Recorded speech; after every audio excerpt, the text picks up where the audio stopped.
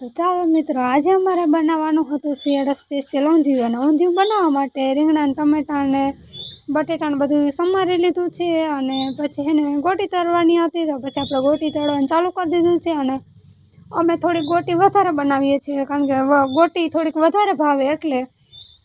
અને પછી એને ગોટીને તળી નાખી છીએ. અને એને શિયાળામાં અઠવાડિયામાં એકવાર તો ઊંધિયું બનાવવું જ જોઈએ. અને શિયાળામાં ઊંધિયું ભાવે પણ બહુ. તમને ભાવે કે નહીં તે કોમેન્ટમાં જરૂર ને જરૂર જણાવજો.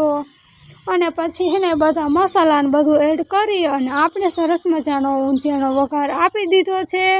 અને ઊંધિયાનો વઘાર અપાઈ ગયો પછી એને તેમાં આપણે ગોટી નાખી દેવાની છે. અને એને પછી મારે બનાવવાની હતી રોટલી, એટલે હું વળગી ગઈ છું લોટ બાંધવા માટે.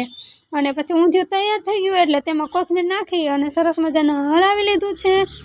અને પછી એને પરેશને સુધારવાનું હતું સલાડ, એટલે પરેશ સુધારતા હતા સલાડ. અને પછી એને મારે બનાવવાની હતી રોટલી, એટલે પછી હું વળગી ગઈ છું રોટલી કરવા માટે. અને જો તમને અમારો વ્લોગ સારો લાગ્યો હોય તો લાઇક, શેર, સબસ્ક્રાઈબ કરવાનું ભૂલતા નહીં.